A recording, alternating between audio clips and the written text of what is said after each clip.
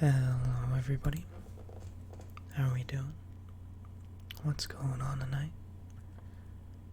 It's TubeTube ASMR coming back with another ASMR video. We're doing the Champions Overview, A to Z, this time with Akali, the rogue assassin. Now, Akali does mixed damage and is primarily used in the mid lane. Riot has given her a damage rating of 3, a toughness rating of 1, a crowd control rating of 1, a mobility rating of 3, and a utility rating of 1, as well as a difficulty rating of 2. I actually don't agree with this. I feel like Akali is a champion, especially due to her build path, heals for way too much, which makes her tanky, as well as the fact that she can go into stealth for like 8 to 10 seconds, so you can't hit her, so it's almost like the Tryndamere effect, right? He ults and you can't kill him for 5 seconds. She shadows and you can't really kill her for, I think it's 8 seconds, boys. I'm not 100% sure on that. So I think she deserves a toughness rating of 2 just for that fact. And in terms of crowd control, while her slow on her Q and the stun on her ult are relatively short, when it's an assassin that can basically one-shot you,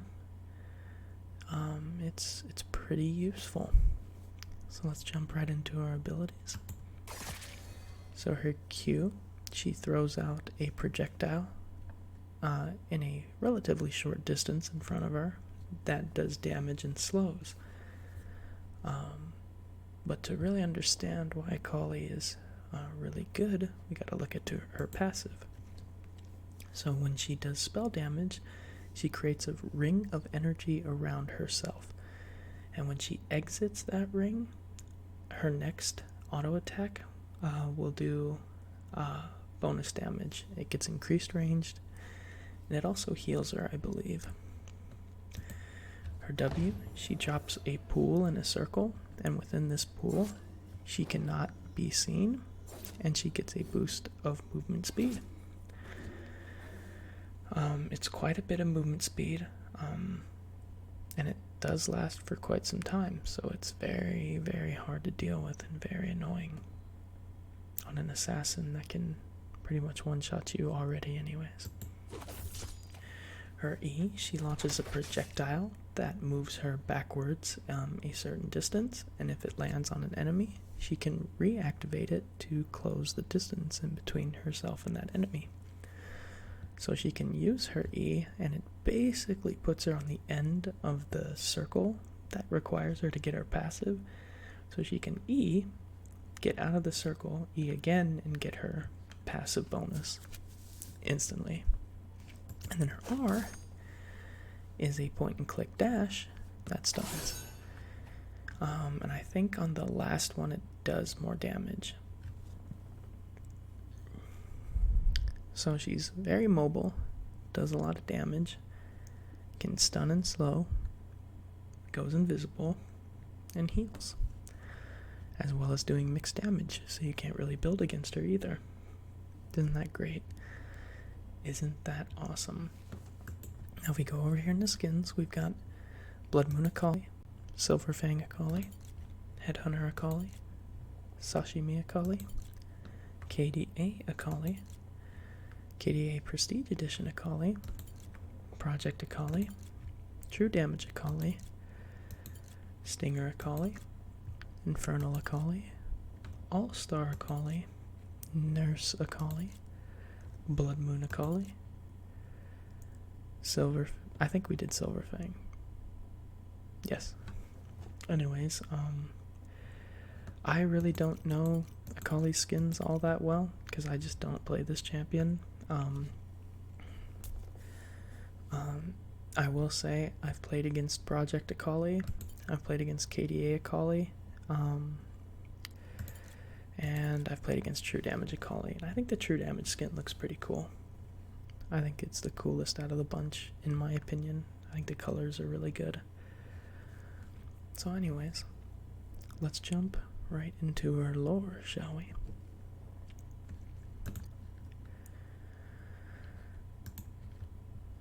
Let's jump right into her biography. Ionia has always been a land of wind and wind magic. Its vibrant people and powerful spirits seeking to live in harmony, but sometimes this peaceful equilibrium does not come easily. Sometimes it needs to be kept in check. The Kinku are the self-appointed keepers of Ionia's sacred balance. The Order's loyal acolytes walk the spirit and material realms, meditating conflicts between them and, when necessary, intervening by force. Born among their ranks was Akali, daughter of Mayim Joim Tedi, the renowned Fist of Shadow. Mayim and her partner Tano raised their daughter within the Kinku Order, under the watchful leadership of Great Master Kusho, the Eye of Twilight. Whenever her parents were called away, other members of the Order stepped in as Akali's surrogate family.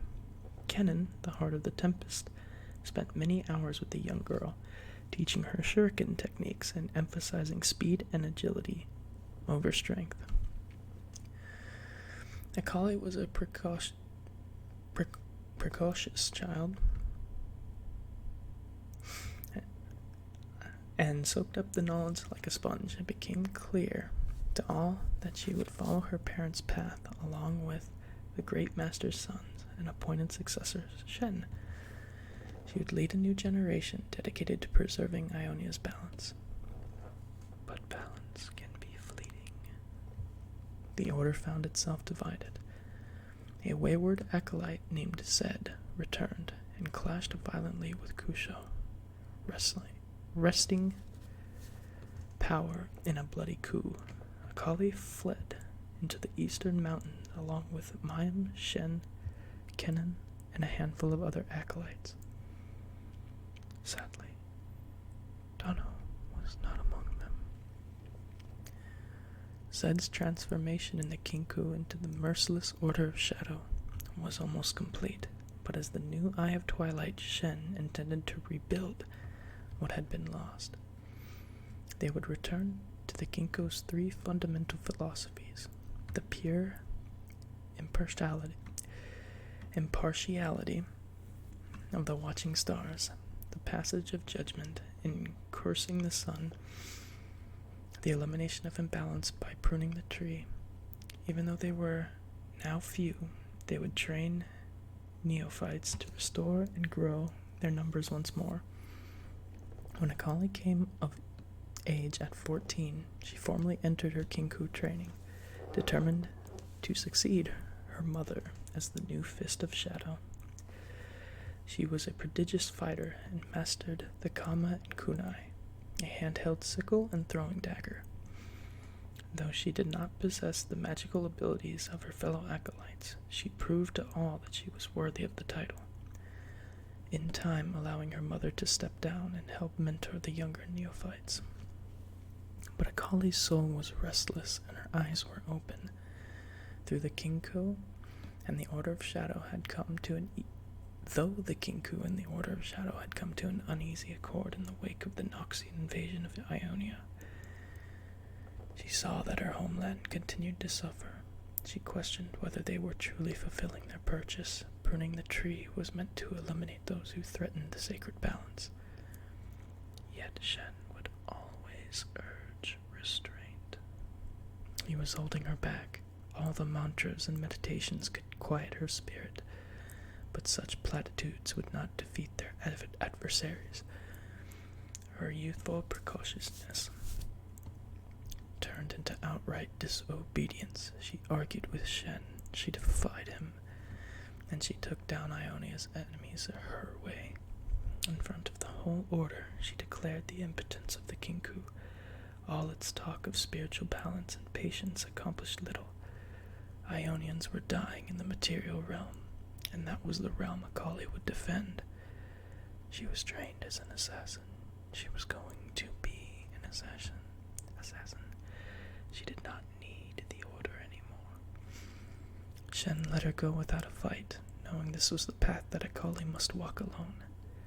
Perhaps that path would bring her back one day, but that would be for her to decide. I hope you guys enjoyed this episode of Champion Overview A to Z with Akali. Let me know in the comments.